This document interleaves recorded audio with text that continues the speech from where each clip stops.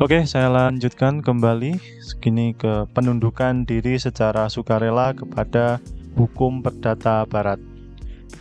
Berbeda dengan pernyataan berlakunya hukum perdata barat kepada golongan Bumiputra dan Timur Asing yang dilakukan secara paksa, pada penundukan diri secara sukarela kepada hukum perdata barat sama sekali tidak ada unsur paksaan.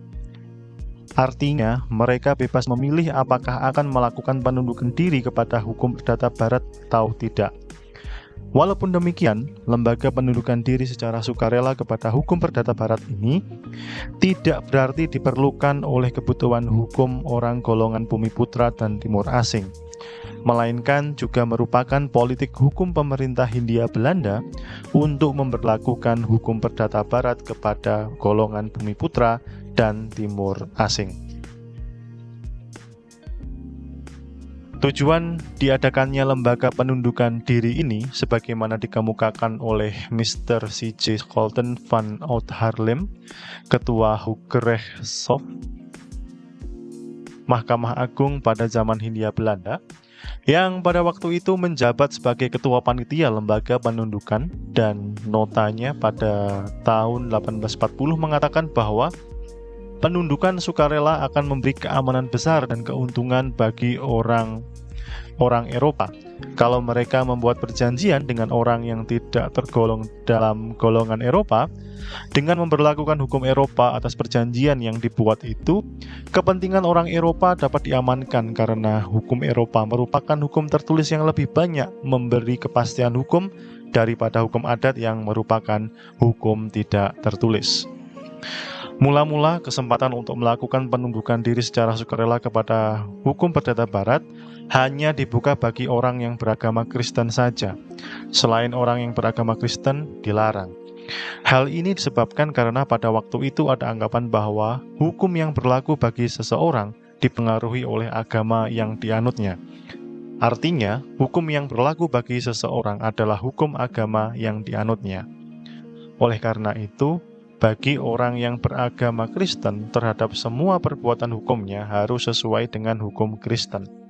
Oleh karena hukum perdata yang dianggap paling sesuai dengan hukum Kristen adalah hukum perdata yang termuat dalam BW, hukum perdata barat. Maka bagi orang beragama Kristen diberi kesempatan untuk menundukkan diri kepada hukum perdata barat. Dalam perkembangan selanjutnya, kesempatan untuk menundukkan diri kepada hukum perdata barat juga dibuka untuk orang-orang yang tidak beragama Kristen. Pengaturan lebih lanjut tentang penundukan diri diatur dalam peraturan yang termuat dalam Statblad tahun 1917 nomor 12 yang membagi lembaga penundukan diri menjadi 4 macam, yaitu penundukan diri secara sukarela kepada semua hukum perdata barat.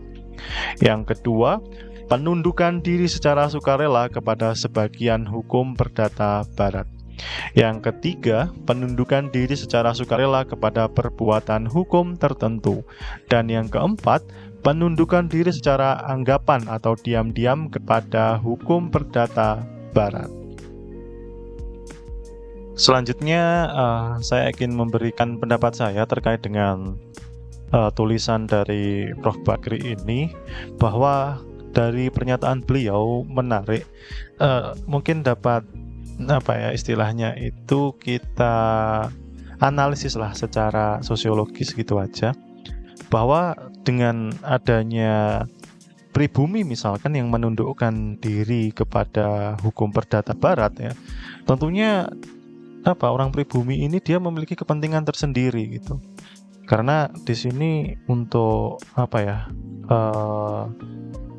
menundukkan tujuan daripada penundukan diri kepada hukum perdata barat tentunya misalkan dia mau membuat perjanjian dengan skala atau dengan nominal yang mungkin besar gitu, sehingga diperlukan kepastian, yang mana kepastian itu didapat dari hukum-hukum yang sifatnya atau hukum yang bentuknya itu tertulis, berbeda dengan hukum adat yang mana mungkin nanti pengambilan kebijakannya, pengambilan keputusannya itu didasarkan pada kebijaksanaan tetuanya atau ketua adatnya, mungkin seperti itu. Nah, sehingga dengan adanya kepastian itu, orang-orang pribumi ya mungkin akan lebih juga merasa aman karena kepastian hukumnya itu dia udah terjamin sebetulnya. Nah, itu pun kalau dari segi yang lain, misalkan kalau sudah tunduk pada hukum perdata barat, tentunya nilai atau strata sosialnya mungkin dianggap lebih tinggi gitu karena berusaha menyamakan stratanya dengan golongan Eropa gitu yang menganggap bahwa golongan Eropa itu ya stratanya lebih tinggi seperti itu. Nah, begitu pula dengan golongan timur asing, Cina terutama ya. Karena kalau Cina sebagai distributornya ya, sebagai penghubung antara misalkan pribumi sebagai produsen barang-barang atau produsen bahan-bahan rempah-rempah misalkan. Nah, tentunya untuk istilahnya itu menjalin kerjasama dengan golongan timur asing ini yang sebagai distributor, tentunya kalau pemerintah atau pihak Belanda ingin jumlah yang besar atau jumlah partai atau kulaan gitu misalnya, itu justru lebih memberikan rasa nyaman juga di antara kedua belah pihak, itu lebih pasti gitu.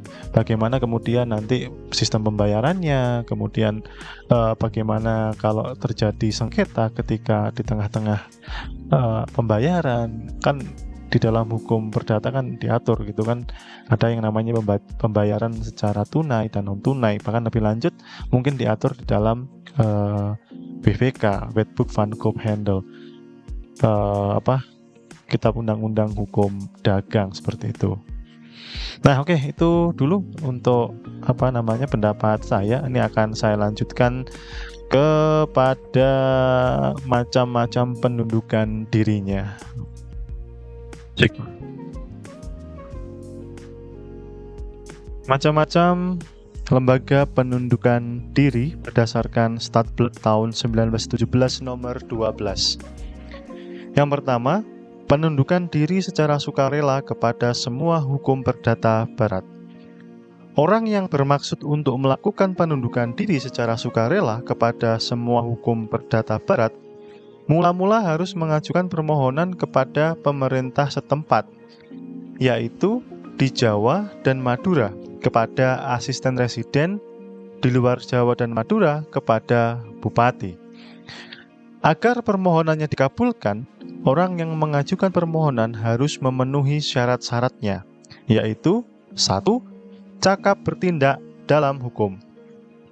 2. Mempunyai seorang istri. Nah, ini syarat monogami. Dicantumkan syarat monogami ini karena bagi orang yang menundukkan diri secara sukarela kepada semua hukum perdata barat, diberlakukan semua hukum perdata barat, termasuk hukum perkawinannya yang menganut asas monogami. Oleh karena itu, sangat aneh jika orang yang tunduk pada hukum perkawinan barat mempunyai istri lebih dari seorang. Yang kedua, penundukan diri secara sukarela kepada sebagian hukum perdata barat. Berbeda dengan penundukan diri secara sukarela kepada semua hukum perdata barat, pada penundukan diri secara sukarela kepada sebagian hukum perdata barat, bagi orang yang menundukkan diri hanya diberlakukan sebagian hukum perdata barat, yaitu hukum kekayaan dan hukum waris testamen. Selain kedua macam hukum tersebut, misalnya hukum keluarga yang di dalamnya terdapat hukum perkawinan, hukum waris ab intestato tetap berlaku hukum adatnya. Sebagaimana pada penundukan diri secara sukarela kepada semua hukum perdata barat, pada penundukan diri secara sukarela kepada sebagian hukum perdata barat, diperlukan adanya permohonan oleh orang yang ingin menundukkan diri kepada pemerintah setempat, yaitu di Jawa dan Madura kepada asisten residen, di luar Jawa dan Madura kepada bupati. Di luar Jawa dan Madura kepada bupati. Syarat-syarat yang harus dipenuhi agar permohonannya dikabulkan adalah 1. Cakap bertindak dalam hukum. 2. Ada persetujuan istri atau istri-istrinya apabila pemohon mempunyai istri lebih dari seorang pada penundukan diri secara sukarela kepada sebagian hukum perdata barat. Tidak ada syarat monogami. Jadi ini berbeda dengan penundukan diri secara penuh. Sebab bagi orang yang permohonannya dikabulkan, ia tidak diberlakukan hukum perkawinan barat yang menganut asas monogami. Akibat hukum penundukan diri ini berlaku bagi orang yang menundukkan diri, istri atau istri-istrinya, anak-anaknya yang belum dewasa, dan keturunan selanjutnya. Kesempatan untuk menundukkan diri kepada sebagian hukum perdata barat hanya terbuka bagi orang golongan bumi putra saja. Bagi orang golongan timur asing, penundukan diri secara sukarela kepada sebagian hukum perdata barat tidak diperlukan lagi.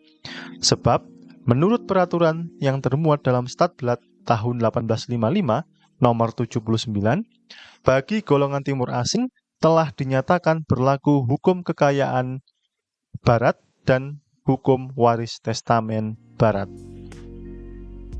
Oke, saya lanjutkan kembali. Bismillah. Yang nomor 3, penundukan diri secara sukarela kepada perbuatan hukum tertentu. Berbeda dengan penundukan diri secara sukarela kepada semua dan sebagian hukum perdata barat, pada penundukan diri secara sukarela kepada perbuatan hukum tertentu tidak memerlukan permohonan kepada pemerintah. Satu-satunya syarat yang harus dipenuhi adalah kata sepakat di antara pihak-pihak yang melakukan perbuatan hukum tertentu. Kata sepakat itu harus dituangkan dalam bentuk akta yang dibuat tersendiri atau ditulis pada akta perbuatan hukum tertentu tersebut. Perbuatan hukum tertentu terbatas pada perbuatan hukum dalam lapangan hukum kekayaan. Selain dalam lapangan hukum kekayaan, misalnya hukum perkawinan, jenis penundukan ini tidak dapat dilakukan. Contoh, sepasang suami istri golongan bumi putra sepakat perkawinannya tunduk pada hukum perkawinan barat. Hal ini tidak dapat dilakukan dengan cara penundukan diri secara sukarela kepada perbuatan hukum tertentu, sebab hukum perkawinan berada di luar hukum kekayaan. Apabila mereka ingin perkawinannya diberlakukan hukum perkawinan barat, maka satu-satunya cara adalah melalui penundukan diri secara sukarela kepada semua hukum perdata barat. Lain halnya apabila ada dua orang bumi putra melakukan perjanjian jual beli, sewa menyewa, dan lain-lain, asal termasuk dalam ruang lingkup hukum kekayaan, mereka dapat melakukan penundukan diri secara sukarela kepada perbuatan hukum tertentu. Akibat hukumnya adalah bagi mereka yang berlaku hukum perdata barat khusus terhadap perbuatan hukum tertentu itu saja. Bagi mereka berlaku hukum perdata barat khusus terhadap perbuatan hukum tertentu itu saja, artinya jual beli itu saja. Dan tidak berlaku bagi perbuatan hukum lainnya, walaupun termasuk hukum kekayaan. Nah, berarti kalau misalkan jual beli, ya jual beli saja. Sewa menyewa, ya sewa menyewa saja. Sebagaimana penundukan diri secara sukarela kepada sebagian hukum perdata barat, pada penundukan diri secara sukarela kepada perbuatan hukum tertentu juga hanya terbuka bagi orang golongan bumi putra saja. Bagi golongan timur asing, penundukan jenis ini tidak diperlukan lagi, sebab berdasar peraturan yang termuat dalam Statblad tahun 1855 nomor 79, bagi golongan timur asing telah dinyatakan berlaku hukum kekayaan barat. Macam penundukan diri yang nomor 4. Penundukan diri secara anggapan atau diam-diam kepada hukum perdata barat. Penundukan diri jenis ini terjadi secara otomatis tanpa melalui perbuatan hukum khusus yang dilakukan untuk menundukkan diri secara anggapan atau diam-diam kepada hukum perdata barat. Jika orang Bumiputra melakukan perbuatan hukum yang tidak dikenal dalam hukum adatnya, maka mereka secara otomatis demi hukum diberlakukan hukum perdata barat. Sebenarnya pada penundukan diri secara anggapan atau diam-diam ini telah kehilangan sifat sukarelanya, sebab bagi orang Bumiputra yang melakukan perbuatan hukum dalam lapangan hukum kekayaan yang tidak dikenal dalam hukum adatnya, baik setuju maupun tidak setuju, mereka harus tunduk pada hukum perdata barat. Nah, jadi maksudnya di sini unsur sukarelanya itu kemudian menghilang karena ada keharusan, ada kewajiban mau nggak mau, mereka harus tunduk pada hukum perdata barat jika hukum adat tidak mengaturnya. Dengan demikian, maka untuk menentukan apakah penundukan diri secara anggapan atau diam-diam ini dapat diberlakukan pada suatu perbuatan hukum tertentu, terlebih dahulu harus diselidiki apakah perbuatan hukum dalam lapangan hukum kekayaan yang dilakukan oleh orang golongan Bumiputra sudah dikenal atau tidak dikenal dalam hukum adatnya. Apabila tidak dikenal atau tidak diatur dalam hukum adatnya, maka penundukan diri secara anggapan atau diam-diam dapat diberlakukan. Sebaliknya, apabila dikenal dalam hukum adatnya, maka penundukan diri secara anggapan atau diam-diam tidak dapat diberlakukan pada perbuatan hukum tersebut. Selama ini, perbuatan hukum dalam lapangan hukum kekayaan yang tidak dikenal dalam hukum adat orang golongan Bumiputra, misalnya adalah membuat wesel dan cek, mendirikan perseroan terbatas, kemudian menghadap notaris untuk membuat suatu akta, walaupun perbuatan hukum itu dikenal dalam hukum adat Bumiputra. Misalnya, dua orang Bumiputra datang ke notaris untuk dibuatkan akta perjanjian jual-beli. Walaupun perjanjian jual-beli dikenal dalam hukum adatnya, mereka secara anggapan atau diam-diam ditundukkan pada hukum perdata barat. Yang terakhir, mengadakan perjanjian asuransi. Ya, memang keempat hal tersebut tidak dikenal di dalam hukum adat. Jadi, apabila ada orang Bumiputra melakukan perbuatan-perbuatan hukum tersebut, baik setuju maupun tidak setuju, mereka diberlakukan hukum perdata barat yang mengatur perbuatan hukum itu. Sebagaimana pada penundukan diri secara sukarela kepada sebagian hukum perdata barat dan pada perbuatan hukum tertentu. Penundukan diri secara anggapan atau diam-diam ini pun terbatas dalam lapangan hukum kekayaan saja. Di luar lapangan hukum kekayaan, penundukan diri secara anggapan atau diam-diam tidak dapat dilakukan.